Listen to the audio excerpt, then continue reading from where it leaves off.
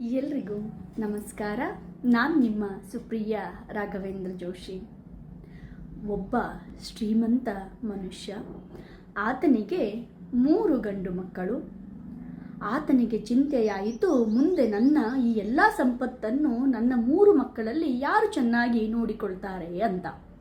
ಆಗ ಅವನು 3 ಮಕ್ಕಳನ್ನು ಕರೆದು ಅವರೆಲ್ಲರಿಗೂ ಕೂಡ 100 ರೂಪಾಯಿಗಳನ್ನು ಕೊಟ್ಟು ನಿಮ್ಮ ರೂಮುಗಳನ್ನು ತುಂಬಿಸಬೇಕು ಈ 100 ರೂಪಾಯಿಯಲ್ಲಿ ಅಂತ ಹೇಳ್ದ. ಮೊದಲನೇ ಮಗ ಹೋಗಿ ತನ್ನ ರೂಮನ್ನು ತುಂಬಿಸಿದ, 2ನೆಯ ಮಗನೂ ಕೂಡ ತುಂಬಿಸಿದ, 3ನೆಯ ಮಗನೂ ಕೂಡ ತುಂಬಿಸಿದ. ಈಗ ಪರೀಕ್ಷೆಯನ್ನು ನೋಡುವ ಸಮಯ ಎಂದು ತೀರ್ಪಿಗಾಗಿ ತಂದೆ ಮಕ್ಕಳ ರೂಮಿನ ಕಡೆ ನಡೆದರು.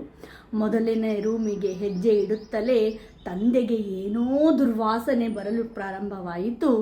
ನೋಡಿದರೆ ಮಗನು ಕಸದ ಬುಟ್ಟಿಯಿಂದ ಕಸಗಳನ್ನು ತಂದು ಹಾಕಿ ನಾನು ರೂಮು ತುಂಬಿಸಿದ್ದೇನೆ ಅಂತ ಹೇಳಲಾರಂಭಿಸಿದ.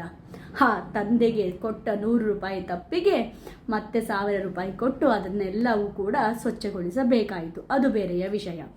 ಮುಂದಿನದಾಗಿ 2ನೇ ಮಗನ ಹತ್ರ ನೋಡಿದಾಗ ಅಲ್ಲಿ ಆ ಮಗನು ಕಣಕಿಯೊಂದಿಗೆ ಹುಲ್ಲಿನೊಂದಿಗೆ ಆ ಒಂದು ರೂಮನ್ನು ತುಂಬಿಸಿದ್ದ. ಅವನು ಹಣೆಯನ್ನು ಚಚ್ಚಿಕೊಂಡು ಏನಂತ ಮಕ್ಕಳಿಗೆ ನಾನು ಜನ್ಮ ಕೊಟ್ಟು ಬಿಟ್ಟೆನಲ್ಲ ಅಂತ ಮುಂದೆ ಸಾಗಿದರು.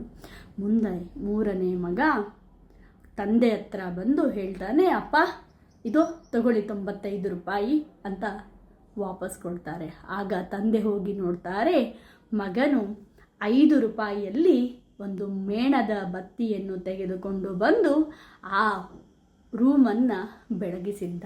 ಹೀಗಾಗಿ ಪುಸ್ತಕದ ಜ್ಞಾನಕ್ಕಿಂತ ಮಸ್ತಕದ ಜ್ಞಾನವೂ ಕೂಡ ಅತಿ ಮುಖ್ಯವಾಗಿರುತ್ತೆ. ಹೀಗಾಗಿ ದಿನಕ್ಕೊಂದು ಬದಲಾವಣೆ. ನಮಸ್ಕಾರ.